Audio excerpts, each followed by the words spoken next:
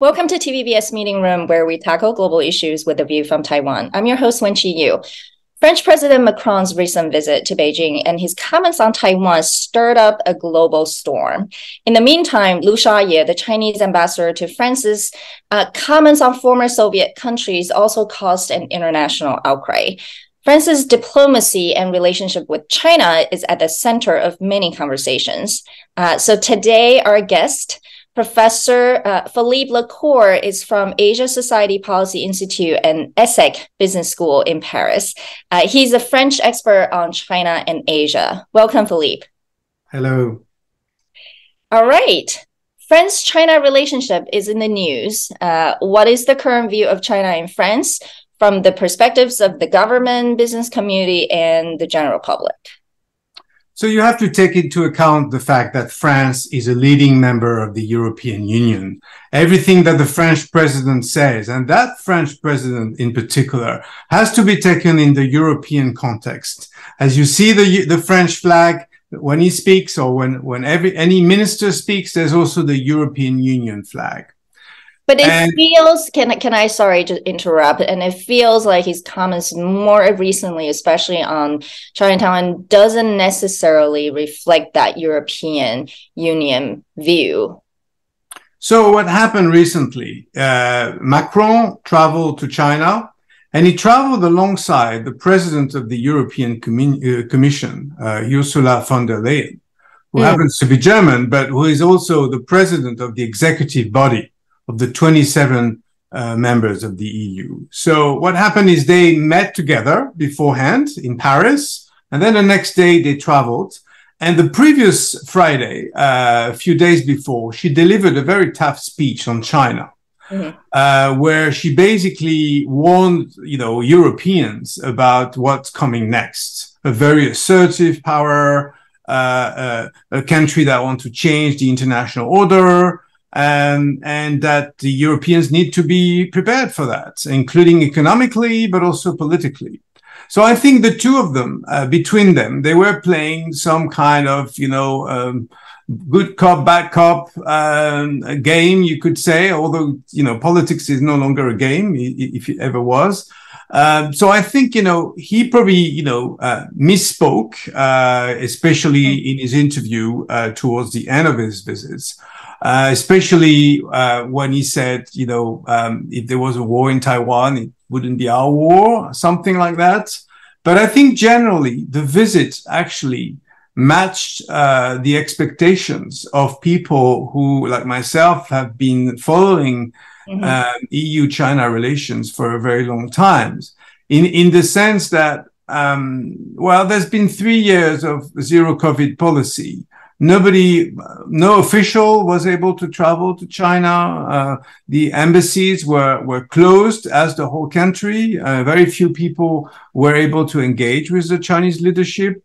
And then, things started to change last fall when Xi Jinping started traveling.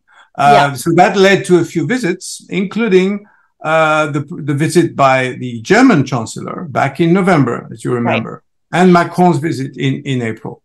So it sounds like that's a really interesting point. It sounds like European Union or European countries' general approach is when it comes to a collective voice on China, it tends to be tougher. But when it comes to more bilateral, perhaps for business trade and other interests, maybe the tone is different. Is that the correct understanding? Because what we see is when Germans talk to China, it feels the same as well. They're more careful, whereas when it's European Union speaking as a collective voice, it's slightly different. So there have been several stages. You could say that when Xi Jinping visited the European Union headquarters in Brussels back in 2014, he actually gave face to the EU institutions. He recognized that the EU is no longer just a trade body, but also has some geopolitical role in the world. And it's very much what, Ursula von der Leyen have been saying, and Macron has been saying. Remember Macron was elected 6 years ago with a very pro-European mandate against very nationalist candidates, especially Marine Le Pen. This has been sort of confirmed by the facts that we are facing a war in Ukraine. Never forget that when you speak to Europeans, there's a war. Just two and a half hours flight from Paris, there's a war going on with people being tortured and so on. Yeah. And then, of course, there are many other problems in the world. But what I'm saying is the Europeans, of course, have different voices because that's what the Union is about. 27 countries. And then within this European Union, you have two strong members, pillars, you could say. Germany, which is by far, the largest economic powerhouse, and France, which is a diplomatic heavyweight, you could say, as a member of the P5, as the major country that recognized the PRC in 1964, and the Chinese keep reminding us this. But overall, the Germans are very pro-business. They've been investing a lot. They've been trading a lot with the Chinese. The German-Chinese trade balance is almost even balanced. more. Yeah. Now the French actually has a strong deficit, but they are focusing on other things. Now, what about Taiwan? Do French people think much about Taiwan? What is their view of Taiwan in general? If you can help us understand. Sure. So I used to live in Taiwan many years ago, and I was a Taiwan correspondent for the French media. At the time, people were wondering what on earth I would be doing in Taiwan. And it was probably not a full-time job, but I enjoyed it very much. Now we're in a very different situation. First of all, Taiwan has been in the news very often, and people know more about the Taiwan Strait situation. Also, Taiwanese diplomats have been much more visible than before. I mean, if you think about the Taiwan unofficial ambassador to Paris, he's been in the main news. He's been actually responding to interviews. This is a first. I don't think his predecessors ever did that. I mean, of course, because it's unofficial. But I think people are also willing to hear a Taiwanese voice and to hear both sides. But is the general perception of Taiwan versus China, for example, in the United States, it's clearly, people favor Taiwan over China.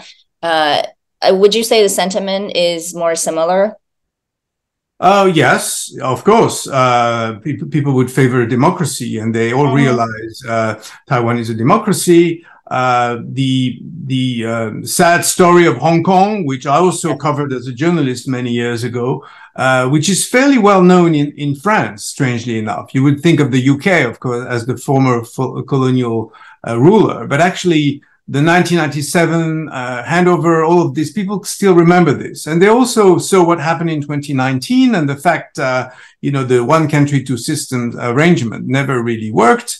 And they connect this to the Taiwan situation. And of course, the drills, the military exercises that took place last August, and again recently, all of this is sort of adding to the sort of sympathy. Sympathy, and the fact, generally China's reputation is not very good, really, in Europe and in France especially. So I think these feelings are generally more positive to Taiwan right now. However, what is France's fundamental interest in Taiwan? Well, I mean, France has companies, has citizens, has learners of Chinese language. There is a French institute in Taipei. And it's been going on for several decades. And especially with China closing. I mean, I studied Chinese back in the 80s in Taiwan. And you could say that now a number of French students have been returning to Taiwan because it's been difficult, especially until recently, to travel to Beijing or other cities. Apart from that, I mean, it's a relatively small country. French parliamentarians have been visiting Taipei en masse, and business is good. But it's a small market of 24 million people. as opposed to a 1.4 billion people market. So, you know, for companies, of course, there's an obvious decision to be made. But remember that Taiwanese business people were also investing a lot in the mainland for many years. It's been coming down, but this was not limited to you know, foreign investors. Of course. So, you know, I think, you know, France in general, or the West, right, has a more or less a similar approach, which is values are very much aligned with Taiwan's, and that is probably the fundamental interest in why they support Taiwan vocally. However, you know, there's economic and trade, other interests. And France has a tradition of just being independent from the US and UK in general in terms of diplomacy. So what are the fundamental differences when it says, you know, it's independent? So, well, you have to go back to General de Gaulle, I guess, back after World War II, and also when he set up the current constitution, the Fifth Republic Constitution in 1958, where he really said that, you know, France needs to be different, to keep its autonomy. And you know, you remember the debate around NATO. Well, France is a full member of NATO, and in fact is probably the second most important member of NATO after the United States. People sometimes forget this. And France's military is, I mean, in Europe, by far the strongest when you think about our troops deployed, you know, across the world, from Africa to the Middle East to the South Pacific, previously in Afghanistan, in Lebanon, and so on and so forth. France has one of the largest maritime domains in the world, which is why we consider ourselves as an Indo-Pacific nation with territories in both the Indian Ocean and the Pacific Ocean. So that makes France a very special member of the international community and of the European Union. The other aspect I'd like to point out is the idea of European strategic autonomy, which has been very much in the news, which Macron has been pointing out, and which, of course, came back recently with that notorious interview he gave just a few weeks ago. Just say it loud for our audience so they know exactly what he said. So he said that France would not want to be caught in a war or in a conflict that is not ours. And by that, he meant that the Sino-American relationship, I don't think he mentioned Taiwan too clearly, but he answered a question about Taiwan.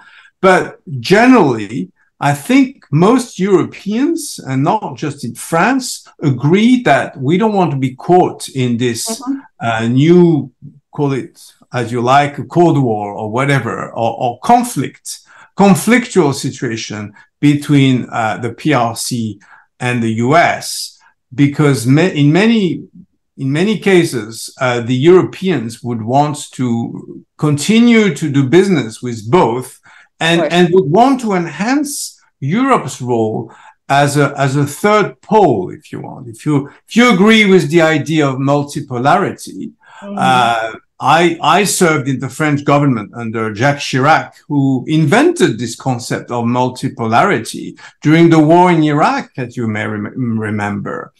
France and Germany were both very much against the war in Iraq because they thought this was illegal and this would lead to a disaster, which it did.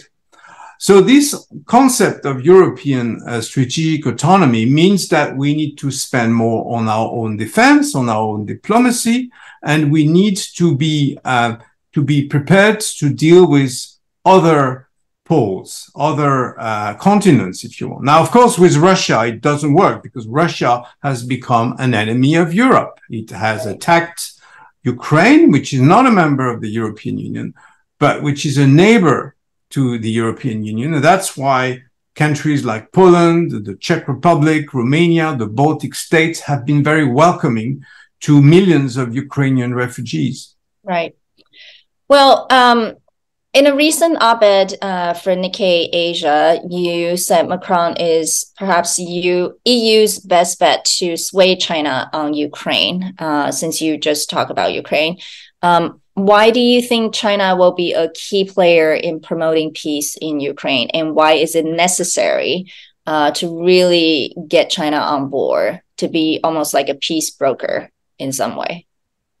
So quite a few analysts have been writing about this lately, including my colleague Gideon Rachman in the FT. You know, honestly, this war has been dragging on for 15 months now. Now, obviously, we all feel very bitter about the Putin-Xi Jinping meeting in February 2022, where, you know, it's very hard to imagine they didn't talk about Ukraine and they didn't talk about what was coming up. And you know, you may recall that in April last year, just about a year ago, the Europeans were adamant that China needed to recognize the fact there was a war going on. And China tried to avoid that conversation. They used the term special operations. They follow the Russian language. Yes. Indeed. And that EU-China meeting a year ago was qualified as a summit of the deaf. People who basically spoke different languages. And the Chinese obviously had not started thinking about it in their ways of thinking, their internal meetings. They had not decided how to deal with a situation where their best friend, that's how President Xi calls Vladimir Putin, had engaged not in a special operation, but in a full blown war against its neighbor. And that's how most countries qualify it. Now, of course, a conflict that has been dragging on for 15 months and counting is also not helping China, really, in many ways. First of all, the Chinese have been very cautious in not trying to avoid the economic sanctions imposed on Russia. And secondly, diplomatically, I mean, now that the 20th Party Congress is over, now that, you know, the leadership is in full operational mode, you could say, in the CCP leadership, it appears that Xi and his colleagues are prepared to engage, to play the role of a big power diplomatically. Now, with a war going on in Europe, they may very well say that it's not their war. This is the second time I use that expression, by the way. But in fact, it is their war because, first of all, they have this partnership with Putin. Secondly, the Belt and Road Initiative was meant to cross both Russia and Ukraine, and the many projects are actually at standstill. And thirdly, in the European Union, China's image already damaged by the 3-year pandemic and all the propaganda around it, and various other things. All right, yeah, I think we want to focus on why do you think China should be the key player and will be the key player, right? And it will have to be through somehow, you said Macron, you know, is probably EU's best bet to sway China on Ukraine. That's the connection I'm trying to make here. Okay, so I think, you know, China is the only possible country that can have an impact on Vladimir Putin. Russia has very much become a junior partner to China, economically, diplomatically. As you can see, Putin and Xi has met 40 times for the past 20 years. They speak regularly. So do you think on that point, sorry to interrupt you, because I do want to draw this out. Do you think on that point, the Ukraine-Russia war almost in some way highlights the importance of China on the global stage? Because now, while the US-led Western ally is fighting against Russian invasion of Ukraine, but it seems like the ultimate sort of, you know, the country that can really swing where the war is going is now China. In some way, China feels more powerful than anyone else right now. Right. And I'm not sure the US is leading the war against Russia, to be honest. It's more complicated than that. It's the Europeans with support from the US, especially in armaments. But on the ground, there's no European soldiers. Right. But China, yes, has to appear as a diplomatic deal breaker, if you want. I mean, remember the Iran-Saudi Arabia handshake, which turned out to be more than a handshake, in fact, and other things that China has been trying to do over the past 6 months, welcoming President Lula of Brazil, talking to South Africans and to others. Xi Jinping wants to rally around China, some members of the global South, and against the West, of course. Right. Now, of course, in Europe, it's a complicated story because people feel affected by this war on a daily basis and feel that, if Russia is to win this war, it may very well attack members of the European Union. So, you can't really... So there is a concern of the spillover and even further erosion into, I would say, other countries' sovereignty. And onto the next point, since China is showing off its diplomatic I would say might these days. And Chinese ambassador Lu Shaye to France, has been quite controversial more lately. And including, a past comment that Taiwanese people should be re-educated. And then, more recently, he also talked about how former Soviet countries were not real sovereign countries. So why do you think China sent a wolf warrior to France? Well, he was in Canada before, so I'm sure the Canadians were happy to let him go.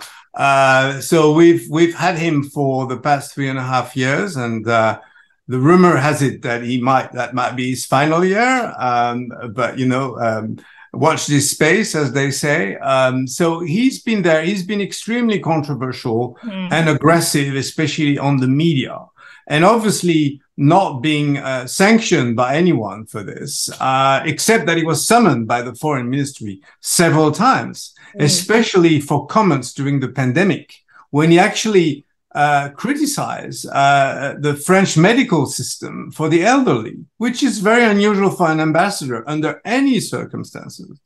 But now this story you just described about him, making obvious mistakes about the legality of certain states, including Baltic states, Estonia, Latvia, and Lithuania, all 3 members of the European Union, including others, like Ukraine, which has been a diplomatic partner to China for 31 years. Yeah. And Xi Jinping actually called President Zelensky, not just recently, and we might want to talk about that phone call, but also 3 weeks before the Russian invasion. He did call President Zelensky to congratulate him for 30 years of diplomatic relations with the PRC. Now, these are countries that are not just recognized by China, but with whom China has diplomatic relations. And this man was actually accusing them of not being full, recognized states. And why do you think they allow him to behave that way? Because, if they didn't like it, they would have summoned him back, right? So what is China's diplomatic strategy? Well, it's not for me to say why they allow him to be there. He's there, and obviously I don't know whether he's encouraged to speak like this. It certainly doesn't help Franco-Chinese relations, and he's not certainly, he doesn't have very high stocks in the French government. Do you think, that's do you think it's almost in some way Beijing is also playing 2 sides, right? In some way they want to show that, they also want to stand up to especially the West. Do you think there's a possibility of that? Yes, I think there is a possibility. And remember, there are a few of those so-called for your diplomats. Yes. And there was one as one of the spokespersons of Wai Jiapu, the foreign ministry. Yes. And yes, he's now being sidelined, so to speak. So Mr. Lu, he obviously, now that the Sino-French relationship seems to be improved, at least for the time being, and we'll see how long that lasts, because we may have wait till the next crisis. But his presence certainly doesn't help a smooth communication and dialogue. And it doesn't help business neither, because actually Sino-French business, contrary to what has been written and said very wrongly, is not in good shape. The so-called business deals that came out of the Macron trip are just not real. There have been very few, just Airbus, that's been mainly. Can you say more about that? Yes. Why is the private sector concerned about doing more in China? What is absolutely. I mean, you've seen many companies from around the world rethinking their Chinese strategy, and that includes the French multinationals. Many of them have reduced their exposure to China. You had companies like Carrefour or Auchan who basically left China. And then, of course, you have the case of Airbus, which has been, of course, in high fashion, mainly because Boeing is not. And you only have two suppliers of civilian aircrafts. And now that, eventually maybe China will come up with its own aircraft, but China just has no choice. And of course, France relies a lot on its space and aviation industry. But apart from that, apart from luxury products and a few other things, cosmetics, agribusiness, it's honestly, the trade deficits is in China's favor, of course. 40 billion euro, that would be about $45 billion for last year. And it's becoming more and more serious every year. So I think it's going to be difficult to get back to a normal a trade relationship, and also in terms of investments. Unlike the Germans, who have a different strategy, the French have not been investing very much in China, and I don't think the Macron visit will change that. So again, I think the visit was somewhat wrongly perceived. Yeah. It was more of a political visit than a business trip. It sounds like for China to regain the confidence of French investors and business sector, it may take a while. Well, lastly, obviously the most pressing issue continues to be the Ukraine-Russia war for European countries. And would you say you think that will continue to dominate EU's diplomacy with China and the US for just the next, 6-12 months? So everybody hopes this war will come to an end, but I think Vladimir Putin is a man who obviously has no, feelings about all this. He thinks, this is his duty to take back Ukraine. He thinks Ukraine is almost like an insult to the Russian nation, and China, for reasons that are well known, doesn't want to let down his friend Vladimir Putin. But at the same time, it is not possible for the Chinese leadership to sacrifice the relationship with European countries, which are also European markets, especially at the time when the US-China relationship has become so bad. And so and the prospect of it is also very gloomy. So I think, we'll have to sit down around the table at some point. I don't know whether China will really help, but I think there's been a move from China towards Europeans, particularly towards the French, to try to engage in some kind of mediation. Now, China doesn't have a great background as a mediator. That will be a new role, especially in Europe. So I don't think we'll even call it a mediation, but at least China is willing to play to play a positive role in this, and to perhaps improve its image, which has not been very good recently. Yeah. Well, thank you. I mean, clearly it's a very complicated world right now, and EU, European countries, and France will continue to play a very important role. So thank you for speaking to TVBS Meeting Room, and take care. Thank you.